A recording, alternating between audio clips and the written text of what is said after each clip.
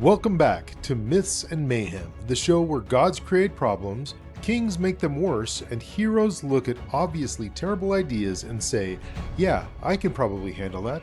Today we're talking about the Minotaur. Well, not exactly. Today we're talking about everything that happened before Theseus showed up. Because before a hero can fight a monster, you should probably ask an important question. How did the monster get here in the first place? And the answer is, a king lied, a god got petty, an inventor made some pretty questionable life choices, and somehow a giant bull became everyone's problem. So basically, ancient Greece. Now our story begins in Crete, with King Minos. Now, King Minos wanted everyone to know that the gods supported him, which is understandable. Political endorsements are important, especially divine ones.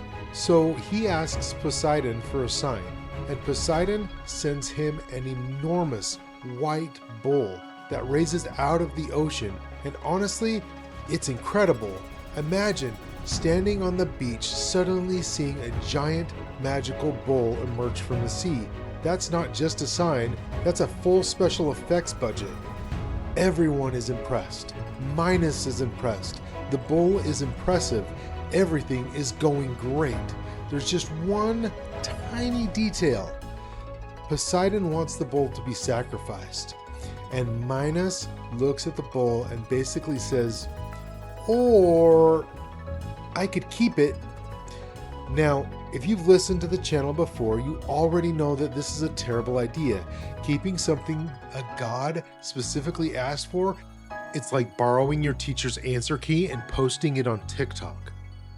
You're gonna get caught.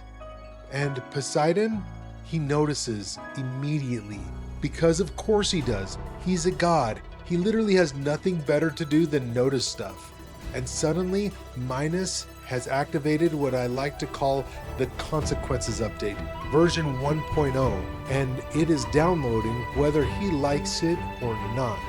Now, Poseidon could have punished Minos directly. A tsunami, storms, earthquakes, all very normal god behavior. Instead, he chooses the weirdest possible option, because Greek mythology never asks, what is a reasonable response? It asks, what is this response that people will still be talking about 3,000 years later? And unfortunately, it works. This is one of the moments where even Zeus probably looked at Poseidon and said, bro, WTF. And Zeus isn't exactly known for making great decisions.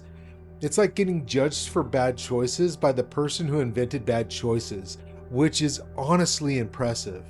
Now, Queen Pasiphae has a problem. Unfortunately, it's not a normal problem. It's not my Wi-Fi is acting up problem. It's not a somebody ate my leftovers problem. It's not even a Poseidon cursed my family problem. Okay, actually, it is exactly a Poseidon cursed my family problem, because she looks at the bull and says, that bull looks as fine as Tom Holland. And that's when she goes to see Daedalus. Now, Daedalus is the greatest inventor in Greece. Need a machine? Daedalus. Need a palace? Daedalus. Need something nobody has ever built before? That's a Daedalus. Need somebody to tell you that this is a terrible idea? Definitely not Daedalus, because apparently the following conversation takes place. Daedalus, I have an unusual problem. Say no more. I'm already interested. No, you need to hear the whole thing. I assure you, it will only improve the story. Pasiphae explains the situation, and Daedalus listens. Instead of responding like a normal person, and instead of saying, absolutely not, or perhaps we should make better choices, or even, I'm going to pretend I didn't hear that, Daedalus says, I have an idea. Now, listeners of this show should already know that nothing good ever follows the words, I have an idea. That's how disasters start. That's how group projects fail. That's how every episode of Greek mythology happens. So Daedalus disappears into his workshop. Days pass, maybe weeks, nobody knows. And eventually he emerges and says, good news. Whenever an inventor says good news in Greek mythology, prepare yourself emotionally. Daedalus reveals a giant wooden cow. covered in real cowhide. And I need everyone to understand something. This man could have been inventing indoor plumbing. He could have been developing mathematics. He could have been improving civilization. Instead, history remembers him for building mythology's most questionable arts and crafts project. At this point, even the other Greeks are probably looking around and saying, "Are we sure we're the smart civilization?" And somehow his ridiculous plan works, which means we've officially left the realm of normal storytelling and entered pure Greek mythology. Population, bad decisions. Eventually the Minotaur is born. And now let's just say that he does not arrive with the kind of energy that people were hoping for. Half human, half bull, all problem. Now imagine King Minos. One day you're trying to impress a god. A few bad decisions later, you've somehow ended up with a giant bull child. That's what experts call a situation getting out of hand. The Minotaur grows and grows and grows. At first, everyone probably thinks maybe he'll calm down. He doesn't calm down. He gets bigger, stronger, more dangerous. It's like watching somebody feed a stray cat and accidentally ending up with a tiger. Eventually, Minos realizes the obvious. This isn't the future king. This isn't a prince. This isn't even somebody who can safely attend family gatherings. This is a monster. And now everyone has a brand new problem. So what does Minos do? He calls Daedalus again, which is honestly feels a little unfair. Imagine creating a problem for somebody and then being asked to fix it. It's like being the person who accidentally breaks a group project and then gets put in charge of putting it back together again. Daedalus designs the Labyrinth, the most famous maze in human history. And when I say maze, I don't mean something on the back of a cereal box. I don't mean one of those corn mazes where you get lost for 20 minutes and end up in the parking lot. I mean a maze so complicated that people entered and never found their way out. Ever. Hallways twist into circles. Doors lead to nowhere. Staircases connect to random rooms. Dead ends appear everywhere. Honestly, the Labyrinth sounds like somebody designed a building after losing the argument with common sense. And at the center sits the Minotaur, alone, hungry, and increasingly angry, which, if we're being honest, is exactly how most people feel when they're trapped indoors for that long. And now here's the part that usually gets skipped. The Minotaur never asked for any of this. Think about it. He didn't ask to be born. He didn't ask to be different.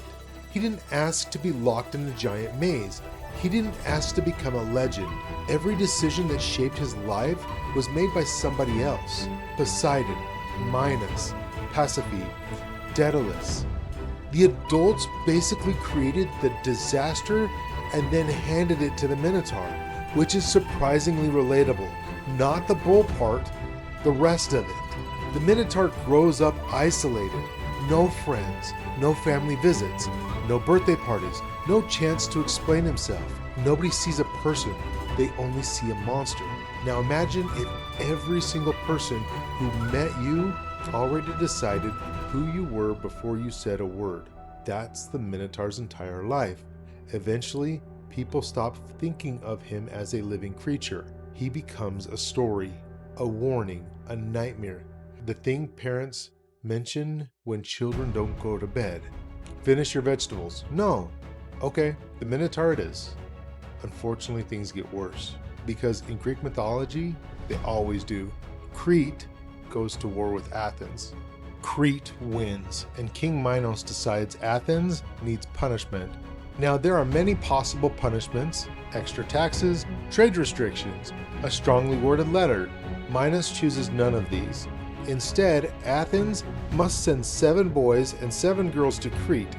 Every few years, 14 young people straight into the labyrinth, and everyone knows what's waiting inside: the Minotaur. Imagine being selected. You survive childhood. You survive ancient Greek diseases. you survive tripping over random rocks. And then somebody announces, "Congratulations!" And you're like, "Wow, I won something?" And they're like, "Technically, yes, that is the worst raffle in history." Even the other Athenians are probably thinking, could we maybe try literally anything else? But no, into the maze they go, and none of them return. Year after year, tribute after tribute, the legend grows, the fear spreads, the Minotaur becomes famous across Greece. People who have never seen him tell stories about him. Poets exaggerate, parents terrify their children, and somewhere in the center of the labyrinth, the Minotaur waits. Now let's talk about heroes for a second, specifically a condition we've discussed on this show before, AGHS, Ancient Greek Hero Syndrome. Now, for listeners who may be new, Ancient Greek Hero Syndrome is a medical condition affecting approximately 100% of Greek heroes. Symptoms include extreme confidence, poor risk assessment, the inability to recognize obvious danger, and the powerful urge to volunteer for things nobody asked you to do. So, if you've ever heard somebody say, "That's a terrible idea," and immediately thought, "I should absolutely do that," you may be entitled to compensation, or you may be a Greek hero. One of the two. Now, let's look at Theseus. He hears about a giant monster living inside of an impossible maze, at the center of an island ruled by a powerful king. A monster that has already killed countless victims.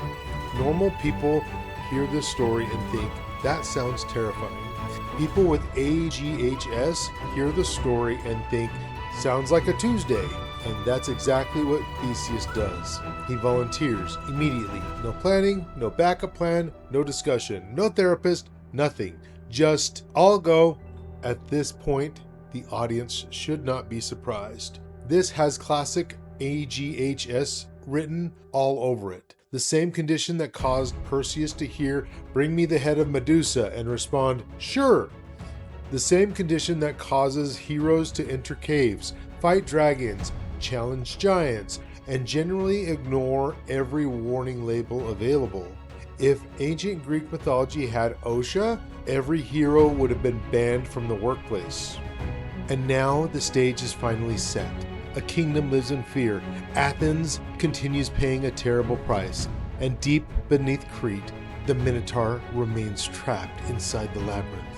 Feared by everyone, known by everyone, understood by almost no one. The Minotaur and Theseus are often remembered as opposites, hero and monster, light and darkness, good and evil. But the truth is much more complicated. One was born into a situation he never chose. The other hasn't entered the story yet, at least not fully, because before Theseus can face the Minotaur, before he can enter the labyrinth, before he can become one of the greatest heroes in Greek mythology, we need to understand who Theseus actually is. And trust me, his story is every bit as strange as the monster waiting for him. After all, you don't become famous by fighting the Minotaur overnight. You have to survive childhood first. And in Greek mythology, that is often the hardest part. Next time we'll meet Theseus. We'll talk about his mysterious birth, his connection to King Aegeus, the giant rock that becomes his first challenge, and a severe case of AGHS that convinces him every dangerous problem is somehow his responsibility. Because long before Theseus entered the labyrinth, he was already making decisions that had everyone around him saying, "Please don't do that." And naturally, he did it anyway. Until then, avoid making deals with gods, avoid giant mazes, and remember, if someone tells you there's a monster living in a maze, the correct response is not "challenge accepted." Unfortunately, nobody told Theseus that. And if you're enjoying Myths and Mayhem, hit that like and subscribe button so you don't miss any future episodes.